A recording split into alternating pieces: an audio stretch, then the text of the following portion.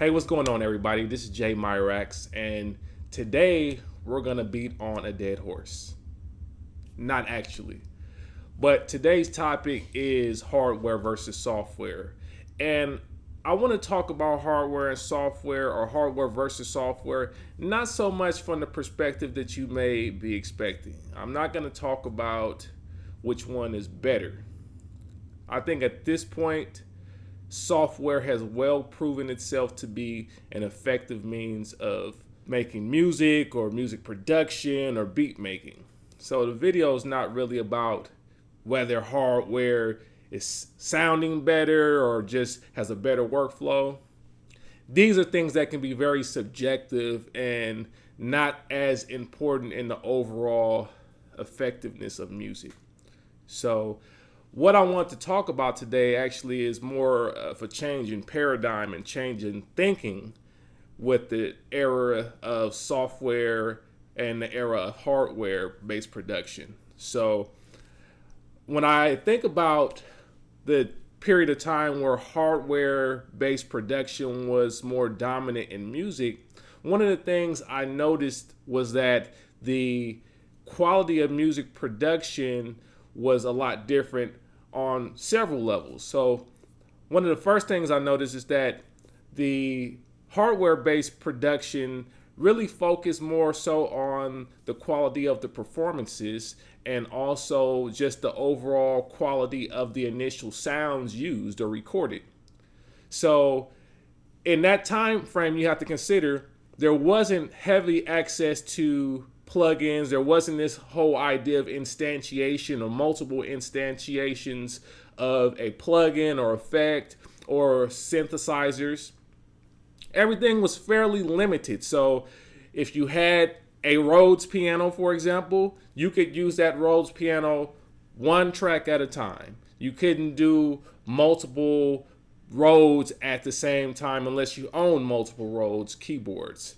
Same thing with the synthesizers and other, devices and sound sources. You can only use one at a time if you owned one, and if you own more than one, then you can maybe use a couple of those sound sources at the same time. But it was very limited to space, and also it was just limited by cost and other factors. And that was one of the main reasons that during that era, the music that was written didn't focus on as much post-productions and other musical production techniques, but more so it focused on the quality of the melody, the quality of the overall song, and the quality of the sounds being used from the jump.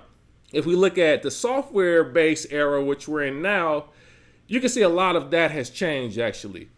One thing you'll notice in production now is that production is virtually unlimited in terms of how many sounds can be used, what sound sources can be used, what effects can be used, and to what degree a performance can be edited.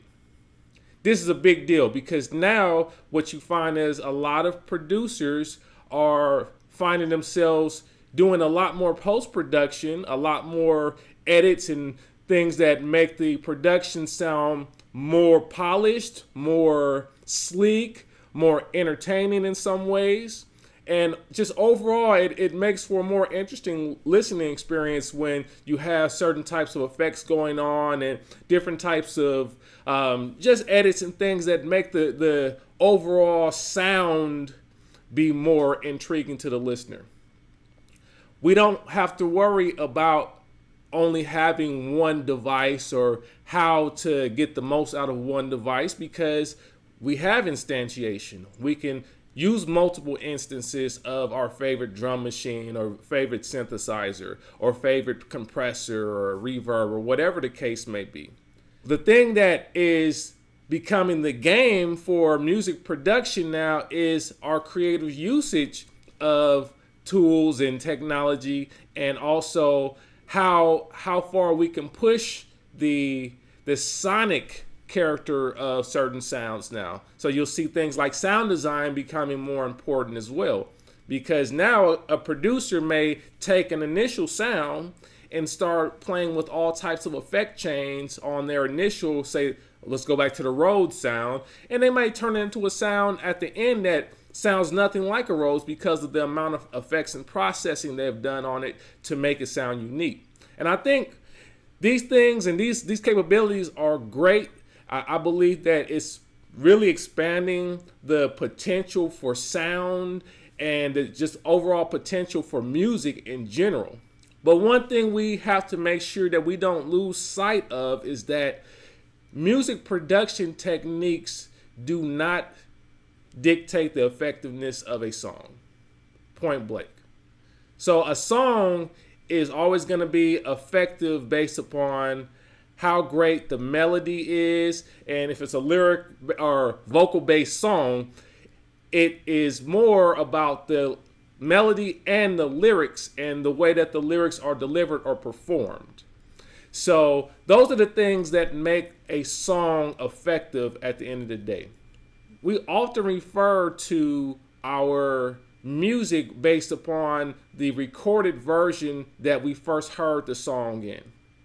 So the music production actually defines the song or recording, but not the actual song itself. So think about how you have so many different versions of, say, a holiday song, for example. You have so many different versions or renditions of different holiday songs. Every year you're going to have some different version. You might have a dubstep version one year because dubstep is popular. You know, you might have a trap version of a Christmas song. You're going to have different versions of songs with different productions. But the song itself is what remains intact because the song is what we remember. We remember the effective melody and the lyrics of the song more than anything else. So we have to make sure that as we are using technology and as we are diving further into pushing our sound and our recordings to another level in terms of the sonic textures and just the overall sound quality, we have to make sure that our music is still effective and that the fundamentals are still there. We should still have great melodies, great lyrics, and just overall effective tunes. So let's not get lost in all the software or hardware that we may be using to produce, all the editing capabilities that we have, and let's make sure that we also focus on what's important at the end of the day. So I don't think it's necessarily a bad thing that we have software, and it's definitely not a bad thing that we had hardware to produce, but we have to make sure that technology does not dictate how great our song is.